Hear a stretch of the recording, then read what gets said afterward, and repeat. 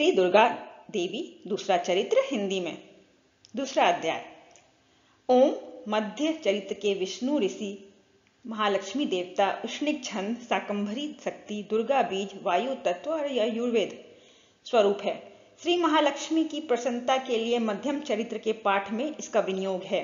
मैं कमल के आसन पर बैठी हुई प्रसन्न मुख वाली महिषासुर मर्दिनी भगवती महालक्ष्मी का भजन करता हूँ, जो अपने हाथों में अक्षमाला, फरसा, गदा, बाण, ब्रज, पद्म, धनुष, कुंडिका, दंड, शक्ति, खड्ग, ढाल, शंख, घंटा, मधुपात्र, शूल, पाश और चक्र धारण करती है।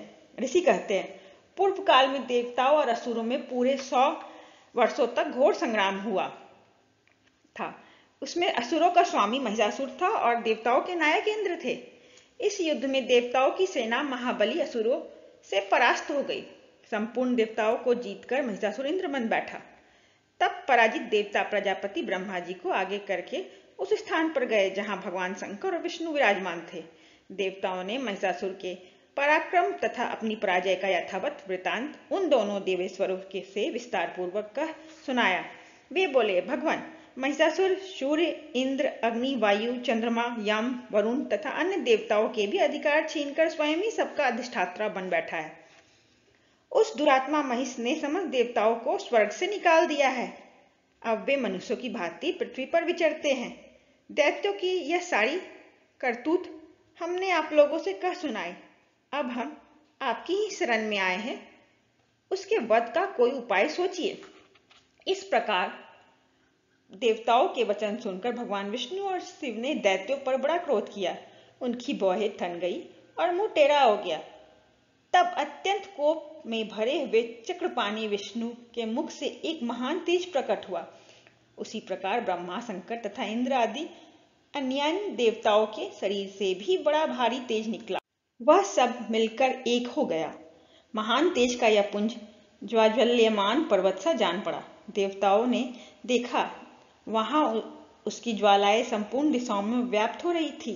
संपूर्ण देवताओं के शरीर से प्रकट हुए उस तेज की कहीं तुलना नहीं थी। एकत्रित होने पर वह एक नारी के रूप में परिणत हो गया और अपने प्रकाश से तीनों लोकों में व्याप्त जान पड़ा। भगवान शंकर का जो तेज था, उससे उस देवी का मुख प्रकट हुआ। यमराज के तेज से उसके सिर के बाल निकल आए। श्री विष्णु भगवान के तेज से उनकी भुजाएं उत्पन्न हुई।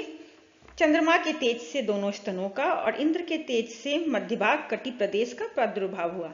वरुण के तेज से जंघा और पिंडली तथा पृथ्वी के तेज से नितंब भाग प्रकट हुआ। ब्रह्मा के तेज से दोनों चरण और सूर्य के तेज से उनकी उंगलियां हुई। वसुओं के तेज से हाथों की उंगलियां और कुबेर के तेज से नासिका प्रकट हुई।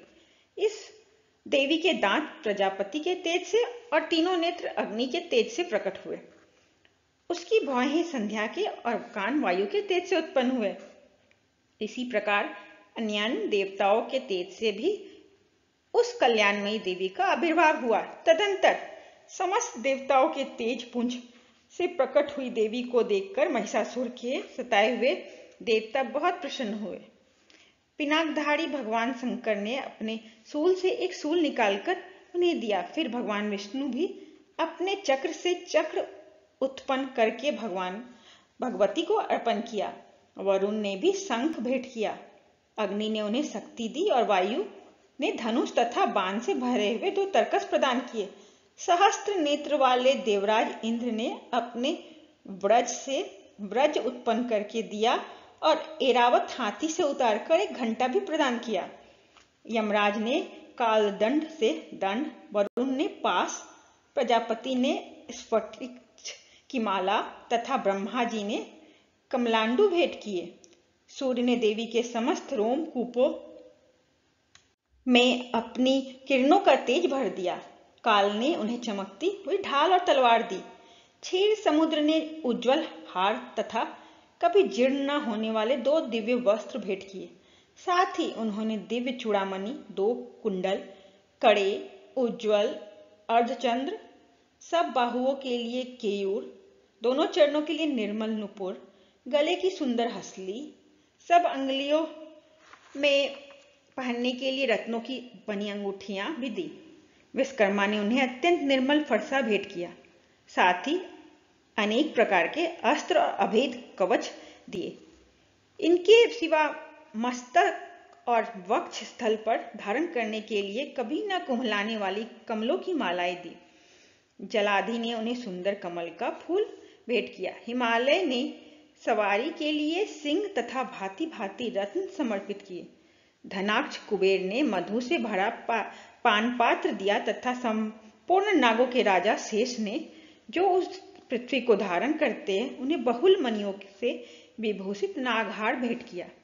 इसी प्रकार अन्य देवताओं भी आभूषण और अस्त्र शस्त्र देकर देवी को सम्मानित किया। तत्पश्चात उन्होंने बारंबार अट्टहास पूर्वक उच्च स्वर में गर्जना की। उनके भयंकर नाद से संपूर्ण आकाश गूंज उठा। देवी का यह अत्यंत उच्च स्वर में किया हुआ सिंहनाद कहीं समा न सका। आकाश उसके सामने लघु प्रतीत होने लगा। उससे बड़े जोर की प्रतिध्वनि प्रतीत हुई, जिससे संपूर्ण विश्व में हलचल मच गई और समुद्र कांप उठे। पृथ्वी डोलने लगी और समस्त पर्वत हिलने लगे। इस समय देवताओं ने अत्यंत प्रसन्नता के साथ सिंह वाहिनी भवानी से कहा, देवी तुम्हारी जय हो। साथ ही महिषियों ने भक्ति भाव से विनम्र होकर उनका स्तवन किया। संपूर्ण त्रिलोक को क्षोभग्रस्त देखकर दैत्यगण अपनी समस्त सेनाओं को कवच आदि से सुसज्जित कर हाथों में हथियार ले सहसा उठकर खड़े हो गए। उस समय महिषासुर ने बड़े क्रोध में आकर कहा, आह, यह क्या हो रहा है।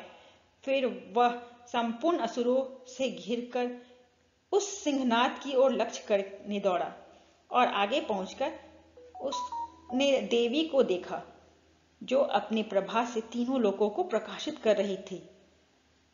उनके चरणों में भार से पृथ्वी दबी जा रही थी। माथे के मुकुट से आकाश में रेखा सी खिंच रही थी तथा वे अपने धनुष की टंकार से सातों पातालों को क्षुब्ध किए देती थी।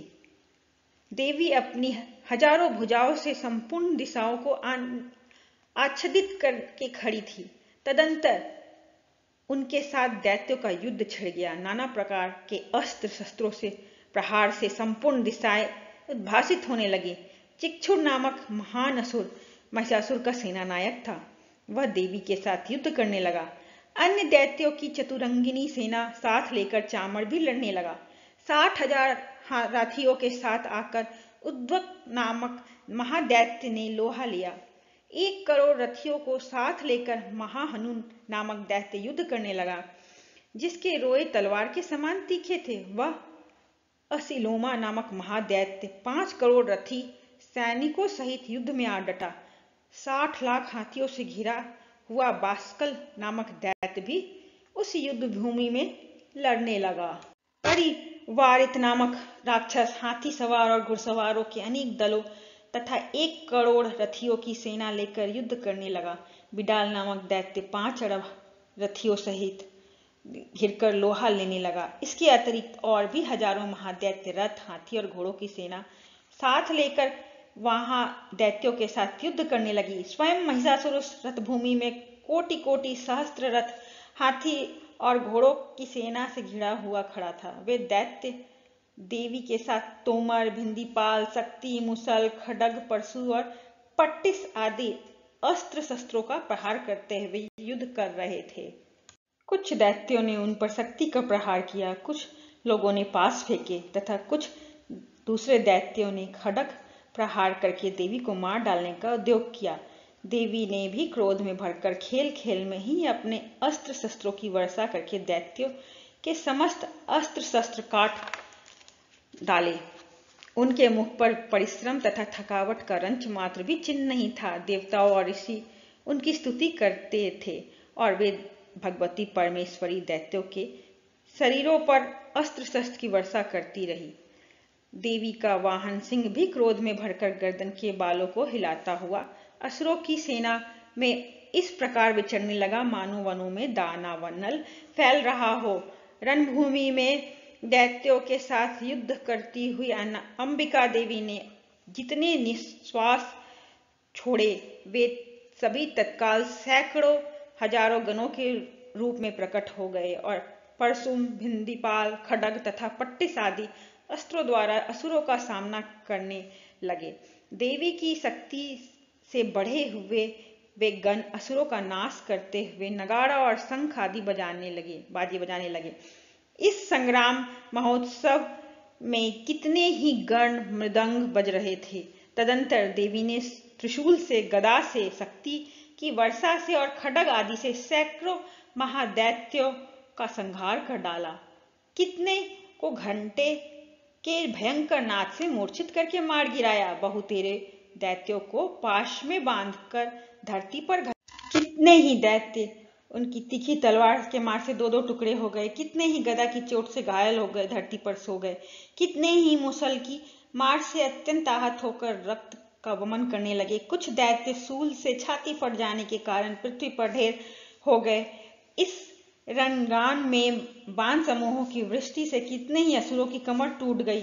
बाज की तरह झपटने वाले देवपिंडक दैत्यगण अपने प्राणों से हाथ धोने लगे। किन्हीं की बाहें छिन्न भिन्न हो गई, कितनों की गर्दनें कट गई। कितने ही दैत्य मस्तक कटकर गिरने लगे। कुछ लोगों के शरीर के मध्य भाग में ही विदीर्ण हो गए। कितने ही महादैत्य जांघें फट जाने से पृथ्वी पर गिर पड़े। कितनों को ही देवी ने एक बाह, एक पैर और एक नेत्र वाले करके दो टुकड़े में चीर डाला।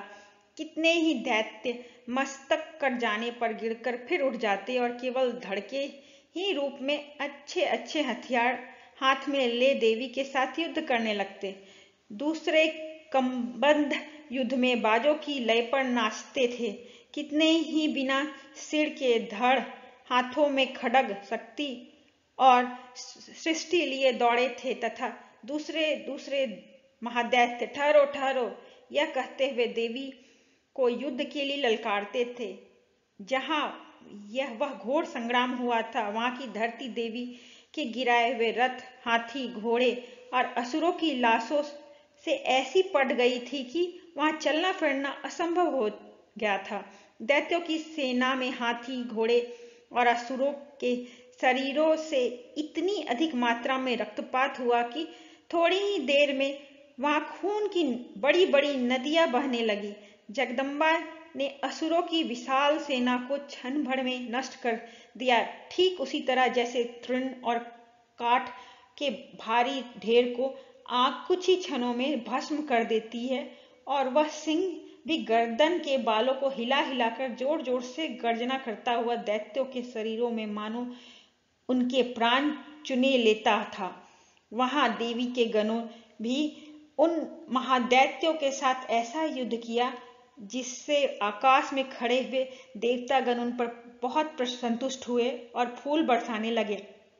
इस प्रकार श्री मार्कंडेय पुराण में सार्वणिक तन्वंतरी की कथा के अंतर्गत देवी महात्म्य में महिषासुर की सेना का वध नामक दूसरा अध्याय पूर्ण हुआ।